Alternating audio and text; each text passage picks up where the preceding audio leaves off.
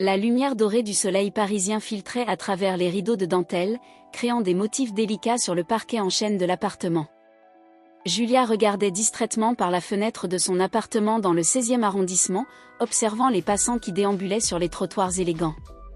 Son téléphone vibra, affichant un message d'Eduardo: « Je suis désolé, mon amour. Le client à Shanghai insiste pour prolonger les négociations. Je ne rentrerai pas avant 2 semaines. » Elle soupira, habituée à ces messages qui s'accumulaient comme des feuilles mortes dans leur relation. À 25 ans, Julia n'avait pas imaginé que son mariage ressemblerait à cela, une succession d'absences et de retrouvailles brèves, rythmées par les voyages d'affaires incessants de son mari. Eduardo, brillant consultant en fusion-acquisition, passait plus de temps dans les avions et les salles de réunion que dans leur appartement parisien. Le destin, cependant, avait d'autres plans. Ce même soir, alors qu'elle se préparait à une nouvelle soirée solitaire, son téléphone sonna à nouveau. Cette fois, c'était sa belle-mère, Anne-Sophie, la voix tremblante: « Julia, c'est Paul. Il a eu un accident de vélo. Rien de grave, mais il aura besoin d'aide pendant quelques semaines. Eduardo étant absent, je me demandais si tu pourrais. » Julia n'hésita pas une seconde. Paul, son beau-père, avait toujours été bienveillant avec elle, comblant parfois le vide laissé par les absences d'Eduardo. « Bien sûr, je viendrai l'aider, » répondit-elle, sans imaginer que cette décision allait bouleverser sa vie. Le lendemain matin, Julia se rendit dans la somptueuse maison des beaux-parents, située dans le quartier prisé de Neuilly-sur-Seine. Paul, homme de 55 ans au charisme naturel et à l'élégance innée, l'accueillit avec un sourire chaleureux, malgré son bras en écharpe et sa jambe légèrement meurtrie. « Ma chère Julia, » dit-il en l'embrassant sur les joues, son parfum boisé enveloppant subtilement l'espace entre eux. « Tu n'étais pas obligé de venir. » « Ne dis pas de bêtises, Paul. »« C'est normal d'aider la famille, » répondit-elle, ignorant le léger frisson qui parcourut son échine lorsque leurs regards se croisèrent. Les jours qui suivirent établirent une routine paisible. Julia venait chaque matin, aidait Paul avec ses exercices de rééducation, préparait le déjeuner, et restait souvent jusqu'au soir pour s'assurer qu'il ne manquait de rien.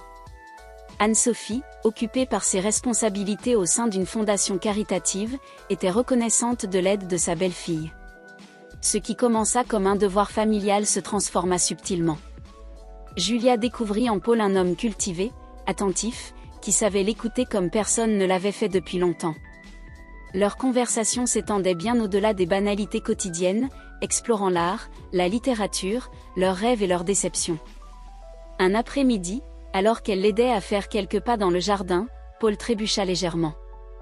Julia le rattrapa instinctivement, leurs corps se rapprochant dans un moment de proximité inattendue. Le temps sembla se suspendre, leurs regards s'accrochèrent, et Julia sentit son cœur s'emballer d'une façon qu'elle n'avait pas ressentie depuis des années. « Merci », murmura Paul, sa main s'attardant peut-être une seconde de trop sur son bras. « Je ne sais pas ce que je ferais sans toi. » Ce soir-là, en rentrant chez elle, Julia resta longtemps sous la douche, laissant l'eau chaude couler sur son visage, tentant de laver les pensées troublantes qui commençaient à envahir son esprit.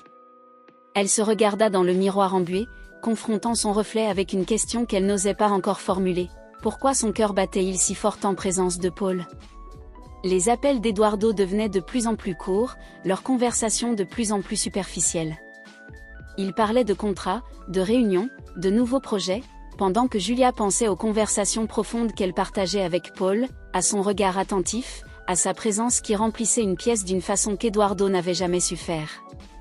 Le premier mois s'acheva ainsi, dans cette danse subtile entre le devoir et le désir naissant, entre la loyauté et l'attraction inavouée. Julia se répétait que ses sentiments n'étaient que le fruit de la solitude, une confusion temporaire née de l'absence de son mari. Mais au fond d'elle-même, elle commençait à comprendre que quelque chose de plus profond, de plus dangereux, était en train de naître. Le printemps parisien battait son plein, et avec lui, les sentiments de Julia s'épanouissaient dangereusement. Chaque matin, en se rendant chez Paul, elle prenait un soin particulier à se préparer, choisissant ses tenues avec une attention qu'elle ne s'expliquait pas. Elle se surprenait à sourire en pensant aux moments qu'ils allaient partager, tout en essayant d'étouffer la culpabilité qui grandissait dans son cœur. Paul, de son côté, semblait se remettre progressivement de son accident. Ses mouvements devenaient plus assurés, mais il ne faisait rien pour précipiter la fin de leur rendez-vous quotidien. Au contraire, ils trouvaient toujours de nouvelles raisons pour prolonger leur temps ensemble. « Julia, lui dit-il un jour alors qu'elle arrangeait des fleurs dans un vase, tu as un don pour rendre cette maison plus vivante. » Leurs regards se croisèrent dans le reflet du miroir ancien qui ornait le salon. « Et depuis que tu es là, tout semble plus lumineux. » Ces mots, prononcés avec une douceur particulière, firent naître une chaleur dans la poitrine de Julia. Elle se rappela soudain la dernière fois qu'Eduardo lui avait fait un compliment sincère, et le souvenir semblait appartenir à une autre vie. Les après-midi se transformèrent en rituels précieux. Paul lui faisait découvrir sa collection de vinyles, partageant avec elle les mélodies de jazz qui avaient bercé sa jeunesse. Un jour, alors que les notes mélancoliques de Chet Baker remplissaient le salon, il lui proposa de danser. « Je ne suis pas sûre que ce soit une bonne idée avec ta jambe, hésita Julia. « Une petite danse ne me fera pas de mal, insista-t-il avec ce sourire qui faisait fondre ses résolutions. Leurs corps se rapprochèrent, maintenant une distance respectueuse qui semblait pourtant chargée d'électricité. La main de Paul dans son dos était chaude, rassurante, dangereusement familière. Le parfum de son après-rasage enveloppait Julia, différent de celui d'Eduardo, plus mature, plus enivrant. Anne-Sophie, absorbée par l'organisation d'un gala de charité, ne remarquait pas ces moments d'intimité croissante. Ou peut-être choisissait-elle de ne pas les voir, trop occupée par ses obligations sociales pour prêter attention aux regards qui s'attardaient, aux sourires qui se prolongeaient. Un soir, alors que le soleil couchant baignait le jardin dans une lumière dorée, Paul et Julia partageaient un verre de vin sur la terrasse. Il lui parlait de ses années de jeunesse, de ses rêves d'artiste abandonnés pour une carrière plus conventionnelle. « Parfois, confia-t-il, je me demande si j'ai fait les bons choix. Si cette vie que j'ai construite est vraiment celle que je désirais. » Julia sentit son cœur se serrer. Elle comprenait trop bien ce sentiment de s'être perdue en chemin. « Il n'est jamais trop tard pour changer, » murmura-t-elle, sa main se posant instinctivement sur celle de Paul. Le contact de leur peau déclencha une vague de chaleur qui les traversa tous les deux. Pendant un instant, le temps sembla se figer. Paul entrelaça doucement ses doigts aux siens, et Julia ne les retira pas. Le téléphone d'Eduardo sonnait de moins en moins souvent. Ses messages devenaient plus courts, plus impersonnels. « Tout va bien ?» demandait-il mécaniquement. Julia répondait par des mensonges polis, omettant de mentionner les moments de complicité avec Paul, les conversations qui duraient jusqu'à la nuit tombée, les regards qui en disaient trop long. Une après-midi pluvieuse, alors qu'ils feuilletaient ensemble un album de photographies anciennes, leurs doigts se frôlèrent. Cette fois, aucun des deux ne fit semblant d'ignorer l'étincelle qui jaillit entre eux. Paul leva les yeux vers Julia, son regard rempli d'une intensité qui la fit frissonner. « Julia, commença-t-il, sa voix plus grave que d'habitude, je sais que je ne devrais pas ressentir ce que je ressens. » Elle posa un doigt sur ses lèvres, incapable d'entendre ces mots qui rendraient tout trop réel. « Ne dis rien, supplia-t-elle, mais son corps se rapprochait déjà du sien, attiré par une force qu'elle ne pouvait plus combattre. Le soir, dans son lit vide, Julia fixait le plafond, tourmentée par ses sentiments contradictoires. L'image d'Eduardo se superposait à celle de Paul, créant un chaos émotionnel qui l'empêchait de dormir. Elle savait qu'elle jouait avec le feu, que chaque jour passé aux côtés de Paul l'entraînait un peu plus loin sur un chemin dont elle ne pourrait bientôt plus faire demi-tour. Pourtant, elle ne pouvait s'empêcher de compter les heures qui la séparaient de leur prochaine rencontre, de chercher dans son regard cette lueur qui lui disait qu'elle n'était pas seule à ressentir ce trouble grandissant. La culpabilité et le désir se livraient une bataille sans merci dans son cœur, pendant que le printemps parisien continuait de fleurir, indifférent à ses tourments. La chaleur de juin s'installait sur Paris, rendant l'atmosphère aussi étouffante que les sentiments qui consumaient Julia. Un matin, alors qu'elle arrivait chez Paul, elle le trouva en train de peindre dans la véranda, une passion qu'il avait redécouverte grâce à leur conversation. « Je me suis réveillée avec une inspiration soudaine », expliqua-t-il, ses yeux brillant d'une intensité nouvelle. Sur la toile, des traits de couleur formaient une silhouette féminine dont la ressemblance avec Julia était à peine voilée. « C'est magnifique », murmura-t-elle, troublée par cette représentation d'elle-même vue à travers ses yeux. Paul posa son pinceau, s'approchant d'elle avec cette grâce féline qui le caractérisait. « Et tu m'inspires », dit-il simplement, sa voix basse faisant vibrer quelque chose au plus profond d'elle. Et depuis que tu es entré dans ma vie, les couleurs sont revenues. Ce jour-là, leur routine habituelle semblait chargée d'une tension électrique. Chaque geste, chaque regard portait un poids nouveau. Pendant qu'ils préparaient le déjeuner ensemble, leurs corps se frôlaient dans l'espace étroit de la cuisine, créant des moments de proximité qui les laissaient tous deux haletants. Anne-Sophie avait appelé plus tôt, annonçant qu'elle passerait la journée à Deauville pour une réunion de sa fondation. Eduardo, lui, était quelque part en Asie, ses messages devenant si rares que Julia ne sursautait même plus quand son téléphone vibrait. L'après-midi s'étirait paresseusement. Paul avait mis un vieux vinyle de Miles Davis, et le jazz langoureux emplissait la maison. Ils étaient assis dans le salon, prétendant lire, mais leurs regards se cherchaient par-dessus les pages qui ne tournaient plus. « Je devrais peut-être rentrer », dit Julia, sans faire le moindre mouvement pour partir. « Reste », répondit Paul, ce simple mot contenant tout ce qu'il n'osait pas encore dire. Un coup de tonnerre résonna au loin, et la pluie commença à tomber, comme si le ciel lui-même conspirait pour les garder ensemble. Julia se leva pour fermer les fenêtres, et Paul la suivit. Dans la pénombre soudaine créée par l'orage, ils se retrouvèrent face à face, leur souffle se mêlant. « Julia », murmura Paul, sa main effleurant sa joue avec une tendresse infinie. « Je sais que c'est mal, mais je ne peux plus faire semblant. » Elle ferma les yeux, son cœur battant si fort qu'il semblait vouloir s'échapper de sa poitrine. Toutes les barrières qu'elle avait tenté de maintenir s'effondraient une à une. « Moi non plus », avoua-t-elle dans un souffle. Leurs lèvres se trouvèrent enfin, d'abord avec une douceur hésitante, puis avec une passion longtemps contenue. Le baiser avait le goût de l'interdit, de la culpabilité, mais aussi d'une libération trop longtemps attendue. Les mains de Paul parcouraient son dos, tandis que celles de Julia s'agrippaient à sa chemise. Le temps semblait s'être arrêté, le monde extérieur cessant d'exister. Il n'y avait plus que leur souffle entremêlé, leur cœur battant à l'unisson, et cette passion dévorante qui les consumait. « On ne devrait pas », murmura Julia entre deux baisers, mais ses mains disaient le contraire, attirant Paul plus près encore. « Je sais », répondit-il, ses lèvres traçant un chemin le long de son cou. « Mais je n'ai jamais rien ressenti de tel. » La pluie continuait de tomber dehors, créant un rideau liquide qui les isolait du reste du monde.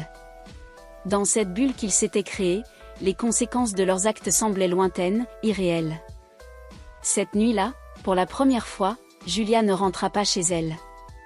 Leurs corps se découvrirent avec une urgence mêlée de tendresse, comme si chaque instant volé au destin était précieux.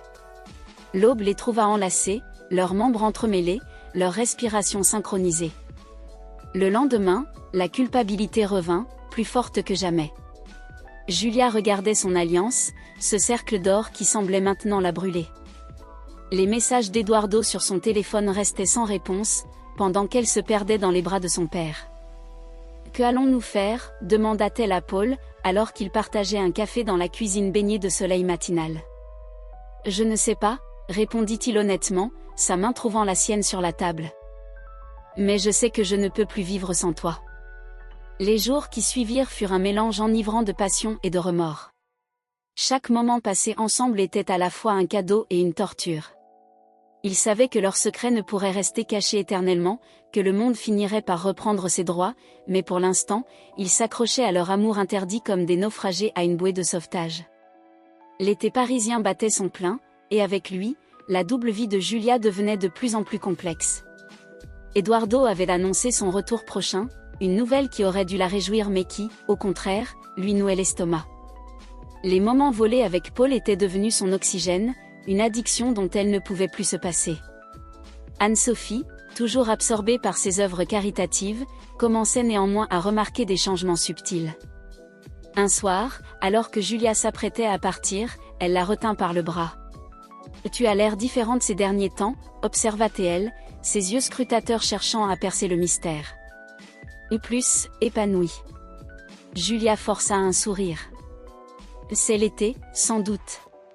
Et puis, m'occuper de Paul me fait du bien, ça me donne un but. » « Oui, Paul aussi semble transformé, » répondit Anne-Sophie, une note indéchiffrable dans la voix. « Je ne l'avais pas vu peindre avec autant de passion depuis des années. » Ces mots flottèrent dans l'air comme une menace voilée, faisant frissonner Julia. Elle rentra chez elle ce soir-là tourmentée par la peur d'être découverte, mais le lendemain, elle était de nouveau dans les bras de Paul. Leur rendez-vous se faisait plus risqué, plus intense. Ils se retrouvaient dans le petit atelier que Paul avait aménagé au fond du jardin, transformé en leur refuge secret. Les toiles qu'ils peignaient maintenant débordaient de couleurs vibrantes, tout inspirées par leur amour clandestin. « Regarde ce que tu as fait de moi », lui dit-il un jour, montrant une nouvelle œuvre où leurs silhouettes s'entremêlaient dans une danse passionnée. « Et tu as réveillé l'artiste que je croyais mort. » Julia contemplait ces tableaux avec un mélange de fierté et d'appréhension. Chacun d'eux était une preuve de leur liaison, un témoin muet de leur trahison. Un matin, alors qu'ils petit-déjeunaient ensemble dans la cuisine ensoleillée, le téléphone de Julia sonna. C'était Eduardo. « Mon amour, dit-il, sa voix grésillant à travers les fuseaux horaires. J'ai une surprise. Je rentre dans 3 jours. » Le monde de Julia vacilla. À côté d'elle, Paul avait pâli, ayant entendu la conversation. Leurs regards se croisèrent, emplis de panique et de douleur. « C'est merveilleux », répondit-elle mécaniquement, sentant le goût amer du mensonge sur sa langue.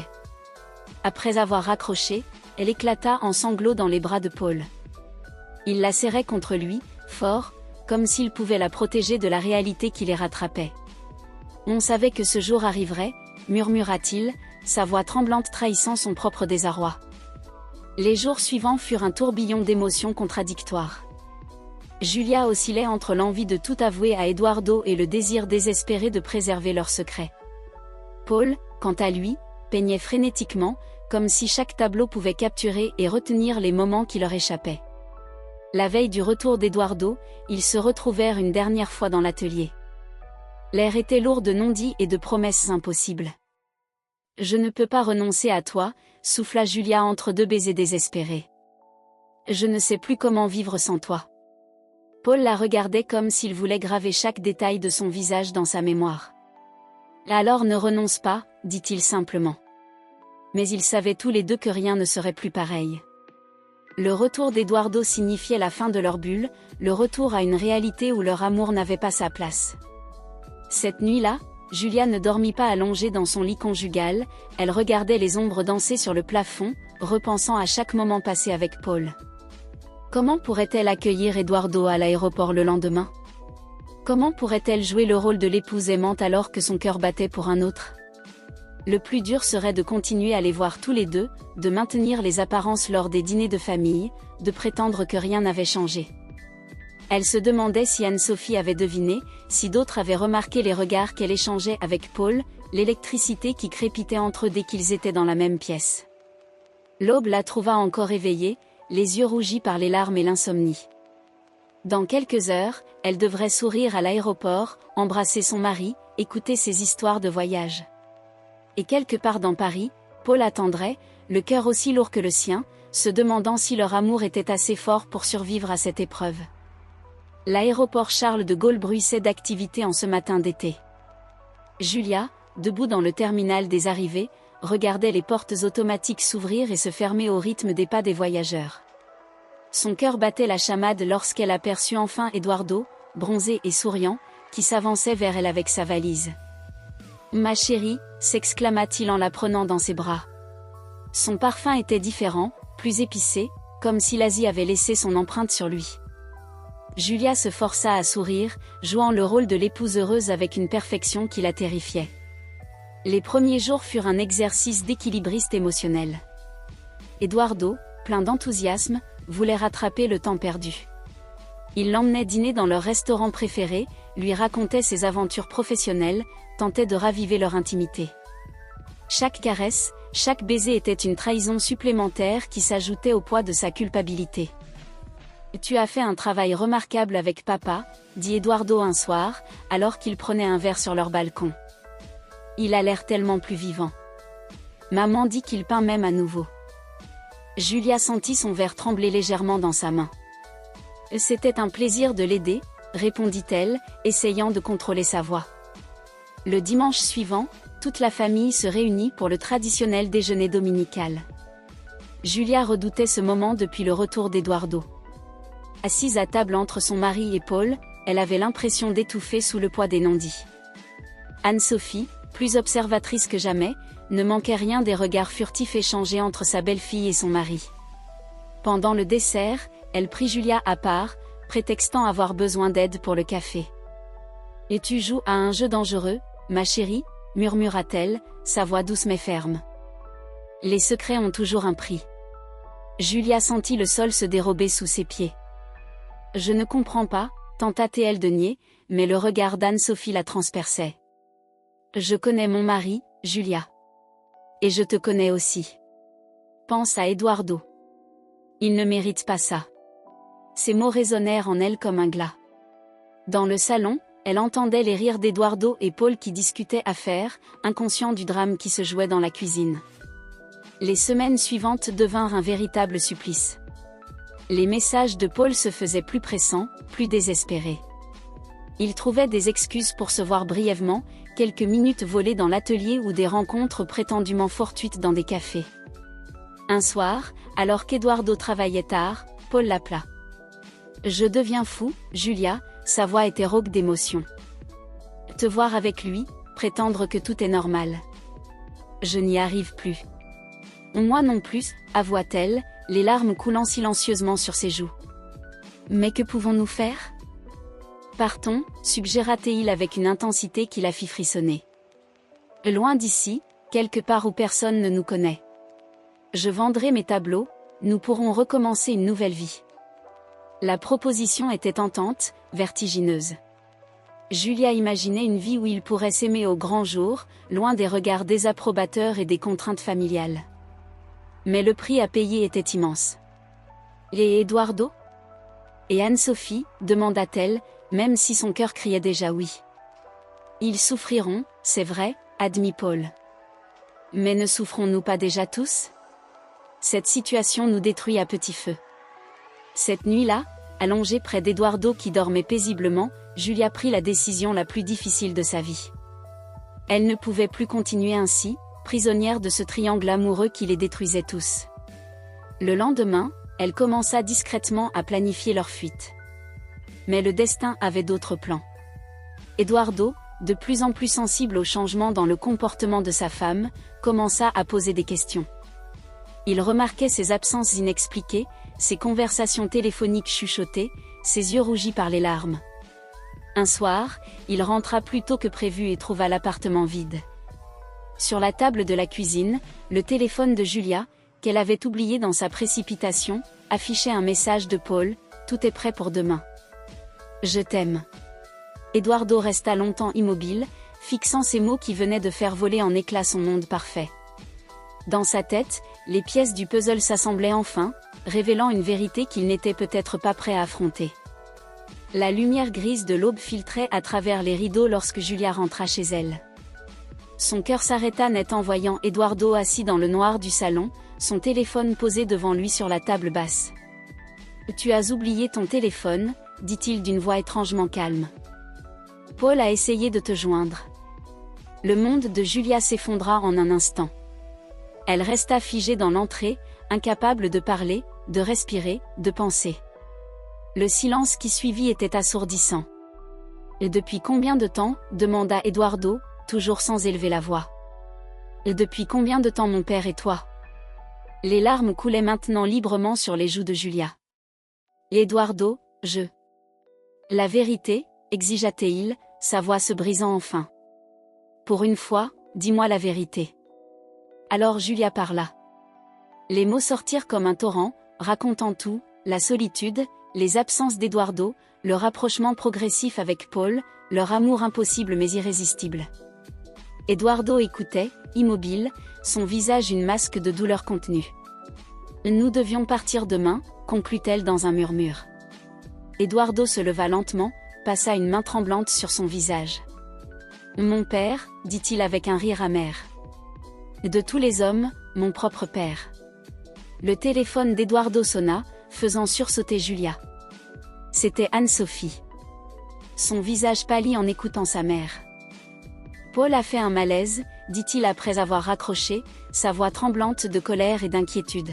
« Il est à l'hôpital. » Le trajet jusqu'à l'hôpital se fit dans un silence glacial. Dans la salle d'attente, Anne-Sophie les attendait, son élégance habituelle craquelée par l'inquiétude. Le stress, expliqua-t-elle, évitant soigneusement le regard de Julia. Son cœur n'a pas supporté. Les heures qui suivirent furent surréalistes. Paul était stable mais faible. Les médecins parlaient de repos complet, de changement de vie. Eduardo oscillait entre la colère et l'inquiétude pour son père, incapable de réconcilier les deux sentiments qui le déchiraient. Ce fut Anne-Sophie qui, finalement, brisa le statu quo. Dans un coin tranquille de l'hôpital, elle réunit Julia et Eduardo. Cette situation a assez duré, dit-elle avec une fermeté douce. Nous devons tous faire face à la vérité, aussi douloureuse soit-elle.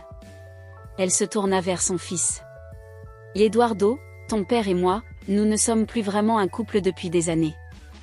Nous avons gardé les apparences, comme tant de gens de notre génération. Mais cette façade nous a tous rendus malheureux. Cette révélation frappa Eduardo comme un coup physique. Alors quoi, demanda-t-il, amer. Je dois accepter que ma femme est mon père. Non, l'interrompit Julia. Tu ne dois rien accepter du tout. Elle prit une profonde inspiration.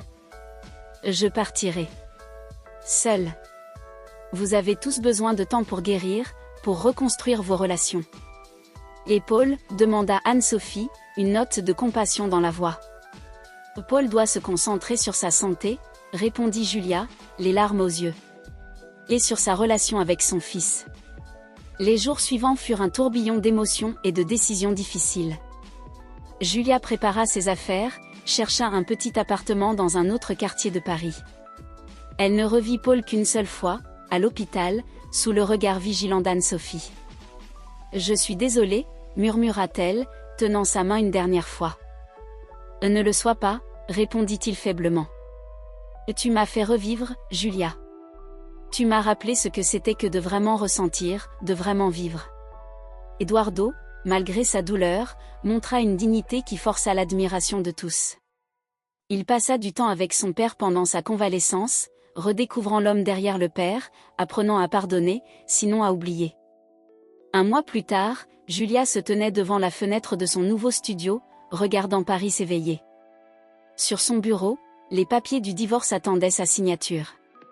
À côté, une petite toile, le dernier cadeau de Paul, montrait deux silhouettes se séparant dans un jardin baigné de lumière dorée.